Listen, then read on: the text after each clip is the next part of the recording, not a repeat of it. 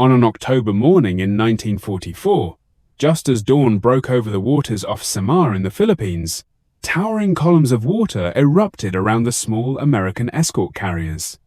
Each plume marked a heavy shell crashing down from massive Japanese battleships looming on the horizon. The US. Sailors of Task Unit Taffy 3 were stunned. The enemy had appeared suddenly, directly ahead, and in overwhelming strength. No one had imagined that these small warships designed merely to support amphibious landings would be forced to face an entire Japanese fleet, including some of the most powerful warships in the world at that time.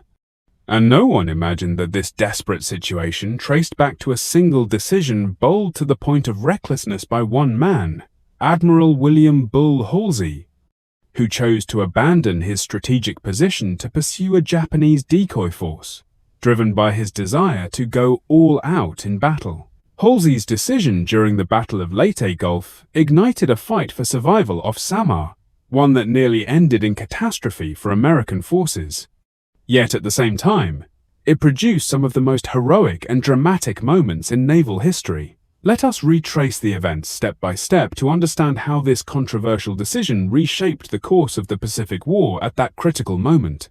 By the autumn of 1944, the war in the Pacific had entered a decisive phase. The Allied forces launched the campaign to retake the Philippines, a move of vital strategic importance, aimed at severing Japan's resource supply lines from Southeast Asia. On the 20th of October, 1944, more than 130,000 American troops landed on the island of Leyte. From that moment on, the entire naval war in the Pacific began to revolve around the question of whether this island would be held or lost. To secure the Leyte beachhead, the U.S. Navy committed an enormous force.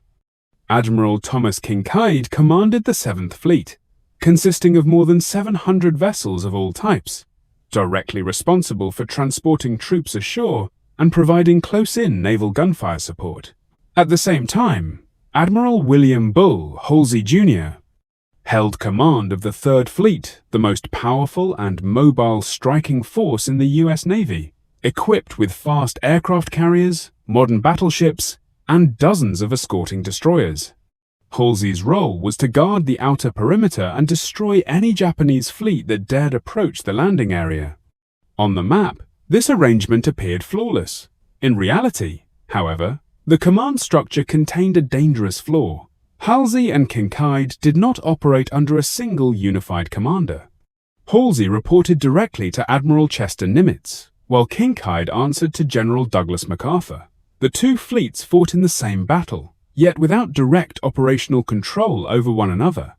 At the time, this division drew little attention, but only days later, it would become the seed of one of the most perilous moments in the history of the US Navy.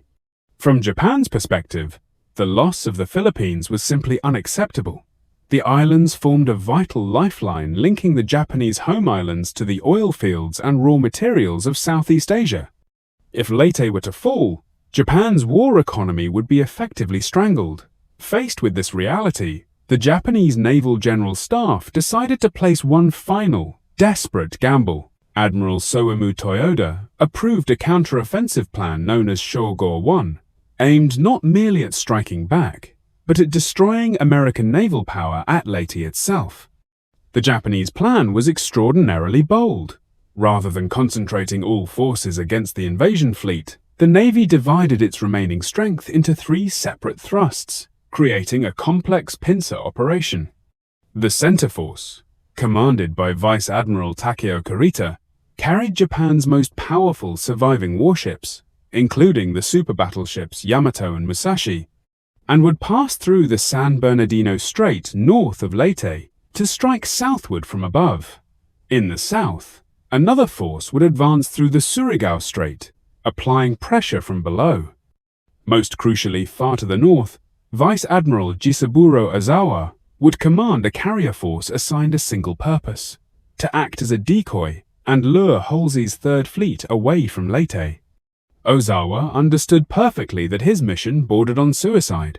He commanded only Japan's last 4 aircraft carriers, most of them stripped of aircraft and experienced pilots. These carriers no longer possessed the power to inflict decisive damage, but they retained enormous symbolic value. To an aggressive American admiral like Halsey, the mere sight of Japanese aircraft carriers represented an irresistible challenge. Ozawa willingly accepted the role of bait, sacrificing his entire force for the sole purpose of drawing the enemy away from the decisive battlefield.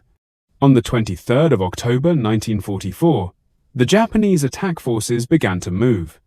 That very night, Kurita's fleet was ambushed by American submarines at the entrance to Palawan, losing 2 heavy cruisers. Despite suffering these losses on the eve of battle, Kurita pressed on. By midday, on October 24, American reconnaissance aircraft located his center force in the Sibian Sea.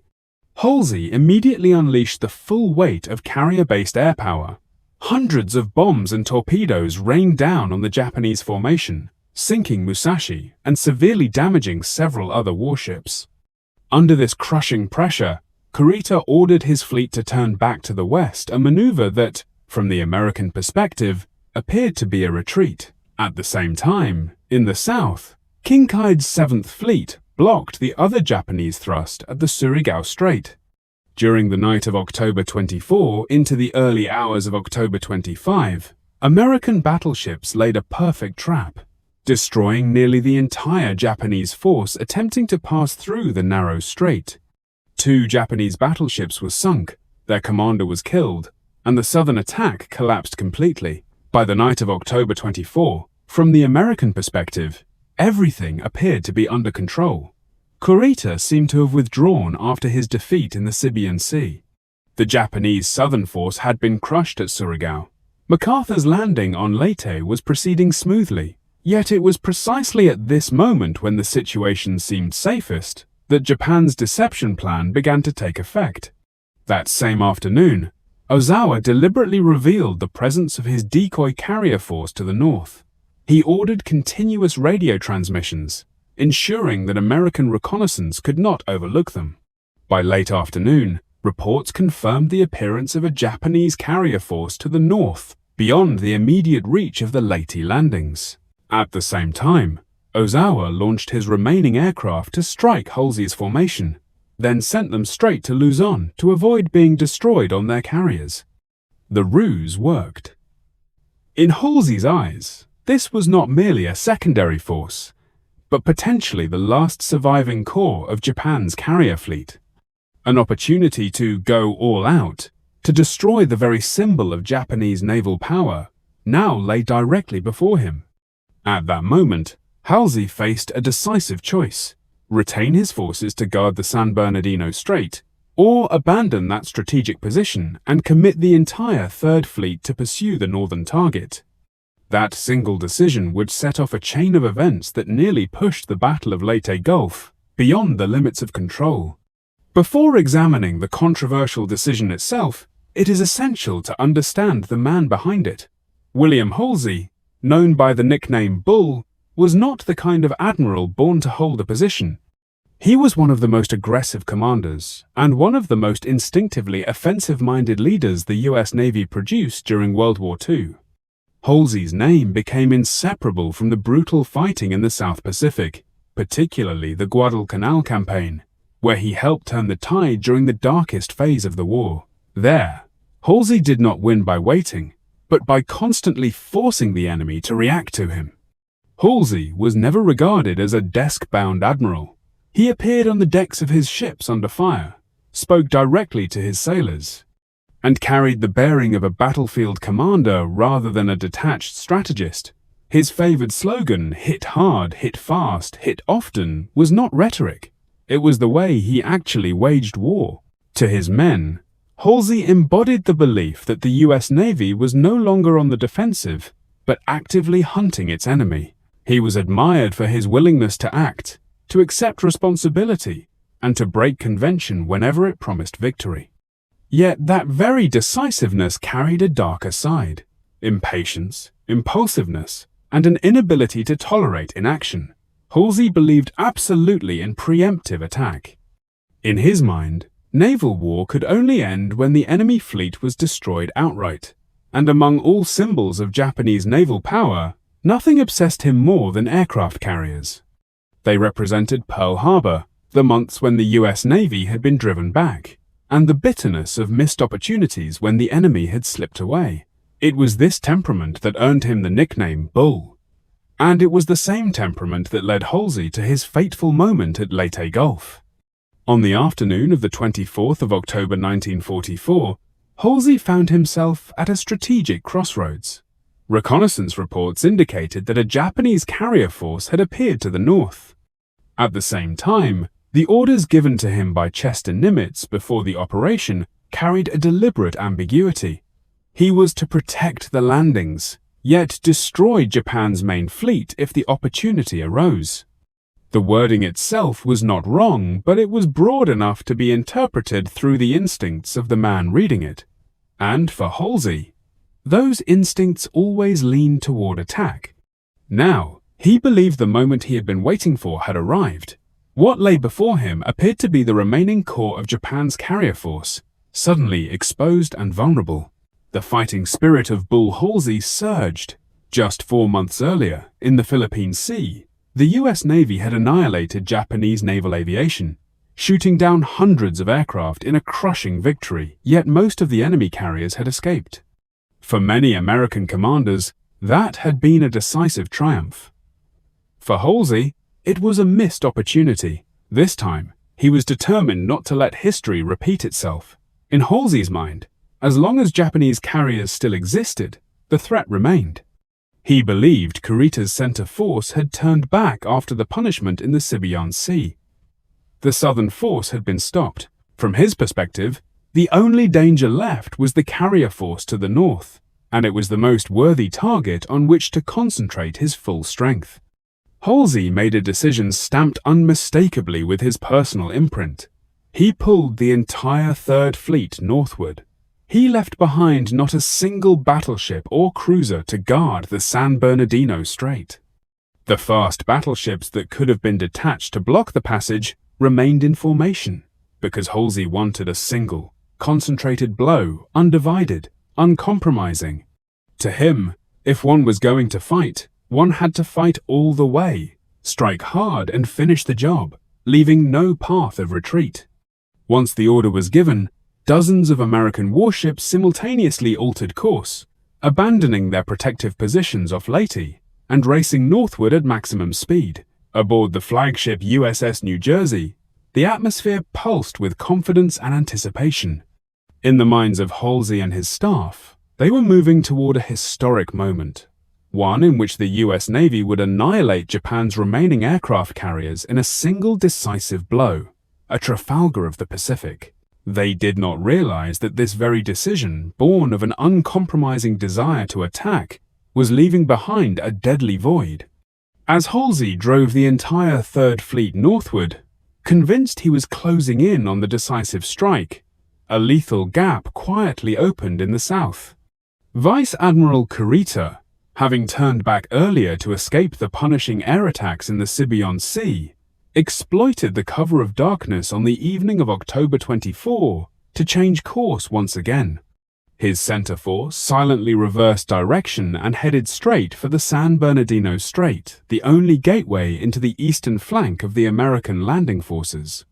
More than 20 Japanese warships, including 4 battleships, along with cruisers and escorting destroyers, advanced through the night with almost no opposition. The San Bernardino Strait, where the most powerful American warships should have been standing guard, was now completely empty. Halsey had taken them all with him. There were no heavy guns, no long-range radar screens, no blocking force, only the open night sea stretching out before the Japanese fleet. In the early hours of the 25th of October, 1944, Kurita's fleet passed unopposed through the strait and entered the waters east of Samar Island. From that point, they were less than 100 kilometers from the Leyte landing area.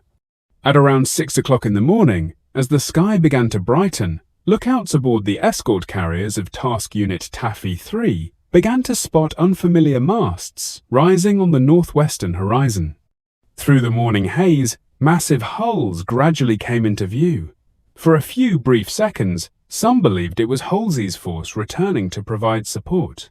Then binoculars confirmed what no one wanted to see: the rising sun flag flying from the enemy's masts. The alarm was sounded. Japanese warships to the north. And, almost simultaneously, a chilling question flashed through the mind of Rear Admiral Clifton Sprague, commander of Taffy 3. Where is Halsey? Taffy 3 was the smallest and most vulnerable element of the entire screen protecting the Leyte landings. 6 small escort carriers, 3 destroyers, and 4 destroyer escort ships designed to support ground troops and hunt submarines, not to confront battleships. Thin hulls, slow speeds, limited firepower. Against the massive guns of Yamato or Nagato, they stood virtually no chance in a direct engagement. Yet at that moment, between Japan's center force and the American landing troops at Leyte, there was no one else. As the first Japanese shells began to scream through the air, Sprague had no choice.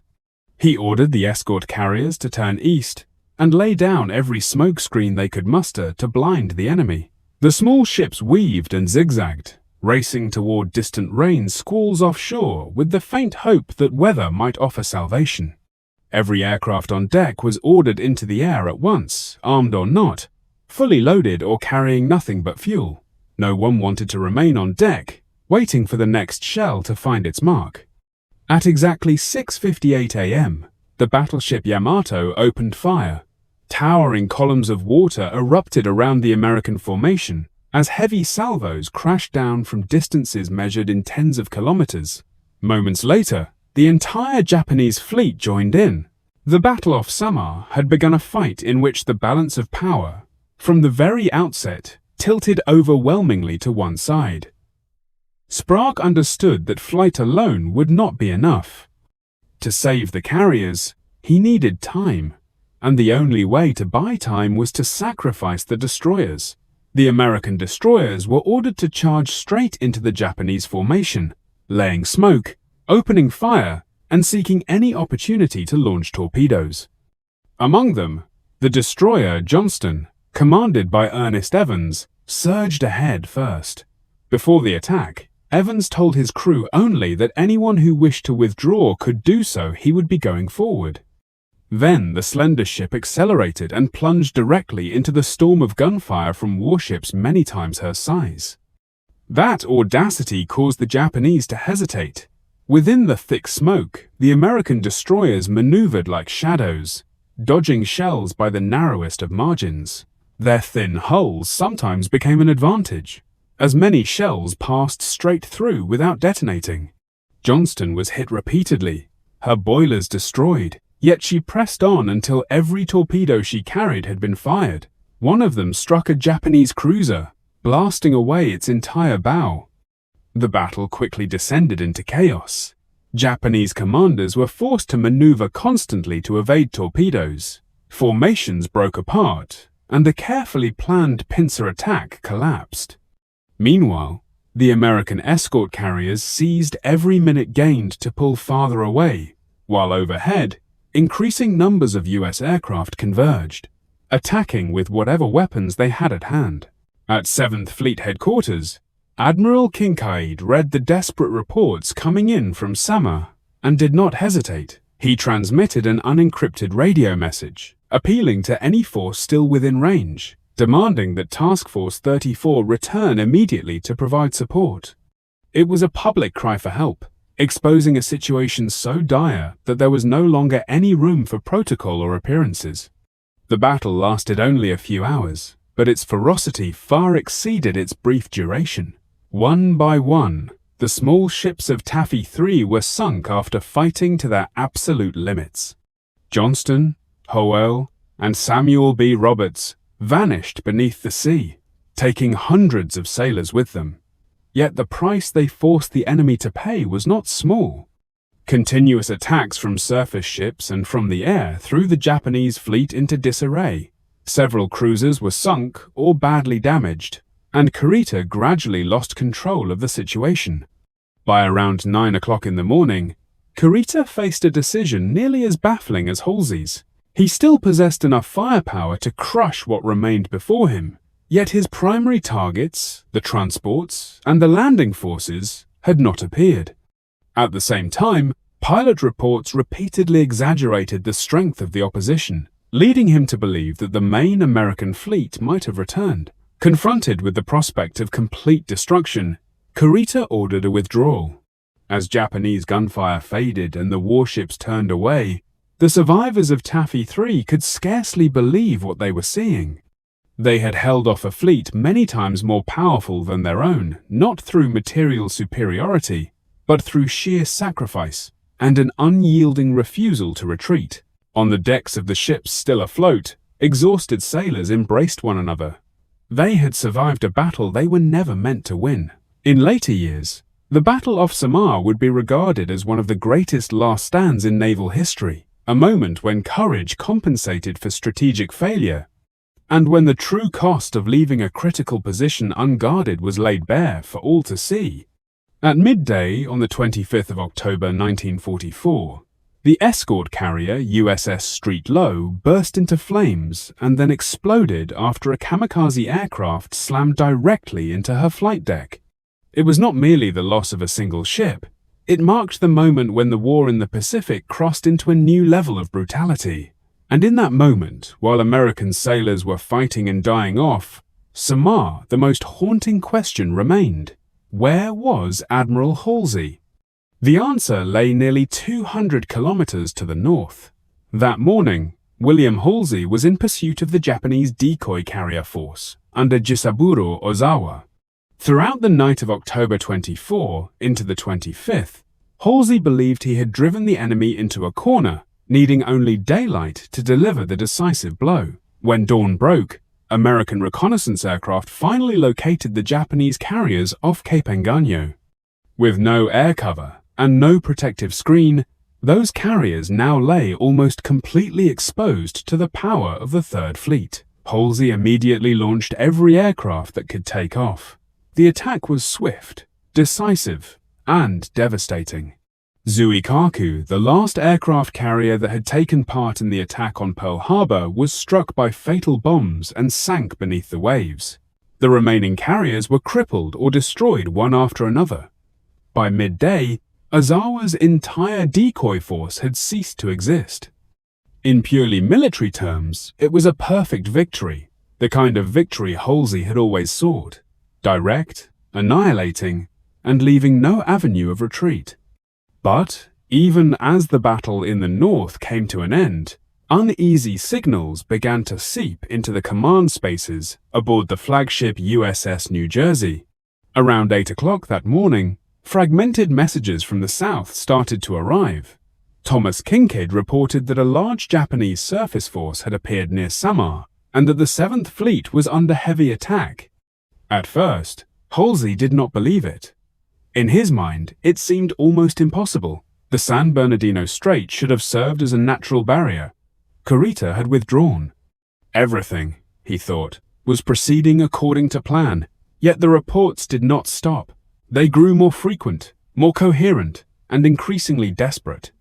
By around 9 o'clock, Chester Nimitz, at headquarters in Hawaii, was reading the same messages. To Nimitz, the picture was unmistakable. The gap Halsey had left behind was being exploited by the enemy. Without hesitation, he decided to send a direct query addressing the most fundamental issue. Where was Task Force 34? When the message reached Halsey, the phrase, "the world wonders," was inadvertently left intact, turning the question into a cold rebuke. The entire world is wondering where you are. For Halsey, it was a moment of awakening. He was stunned, angry, and then silent. In the space of a few short minutes, the aggressive admiral grasped the full meaning of the decision he had just made. He had won in the north, but the price was an open door in the south. And beyond that door were fragile escort ships, facing Japanese battleships alone. Halsey ordered an immediate turn south, but by then everything was late. The distance was too great. Destroyers were running low on fuel. He was forced to select only the fastest ships with enough fuel to race back towards Samar. That force was Task Force 34, the very name that the urgent messages from the south had been repeating as a last hope. Throughout that midday, Halsey lived in a state of extreme tension. He imagined the worst possible outcome: Kurita crushing the landing forces at Leyte, the entire Philippine campaign collapsing, and all responsibility converging on a single decision he had made. But this time, the war took a different turn. Kurita withdrew not because Halsey returned in time, but because the almost irrational resistance of Taffy III, combined with distorted reports, caused him to hesitate. When Halsey's Task Force 34 reached Samar in the early afternoon, the battle had long since ended. What they encountered was not victory, but aftermath. Survivors were pulled from the sea, their eyes vacant, their bodies exhausted. The ships that had gone down could not be brought back. That afternoon, the gunfire over Leyte Gulf finally faded. The largest naval battle in history officially closed with victory belonging to the United States. Yet behind that victory lingered a question that could not be erased. Had everything come to the brink of catastrophe simply because one admiral chose to abandon his position in order to go all out? Halsey was not punished. He remained a hero in the public eye. But from Leyte onward, his story was no longer solely one of bold attacks. It became a bitter lesson about the fragile boundary between victory and error, where a single decision, born of fighting instinct, can place an entire campaign in mortal danger. From a strategic standpoint, Leyte Gulf was a devastating victory over Japan. The Imperial Japanese Navy committed nearly everything it had left in a final gamble and suffered total defeat. Dozens of warships were sunk, including vessels that had once symbolized the power of a maritime empire. Most importantly, Japan's core carrier force, the pride that had stretched from Pearl Harbor to Midway, was wiped out permanently. These losses far exceeded the capacity of an industrial base, already crippled by bombing and blockade. After Leyte, the Japanese Navy no longer possessed the ability to conduct any large-scale naval operations. What remained was desperate defense. Suicide commandos, coastal artillery, and kamikaze attacks that traded lives in a futile attempt to delay an inevitable defeat. Leyte flung the door wide open for American forces to retake the Philippines, advance to Iwo Jima and Okinawa, and ultimately set foot on the Japanese home islands. If one looks only at the final outcome, Leyte Gulf appears to be an unqualified triumph. But history does not end with results alone, and it is precisely here that the decision of William "Bull" Halsey began to be examined under a very different light. In the immediate aftermath of the battle, serious questions surfaced within the U.S. Navy. Senior officers in Washington and Hawaii were stunned to realize that an entire landing force of more than 100,000 troops had come perilously close to annihilation. Not because the United States lacked strength, but because the commander of its most powerful mobile fleet had abandoned a critical position. The famous message containing the phrase, "The world wonders," was not merely a technical mishap. It captured the true mood of the high command.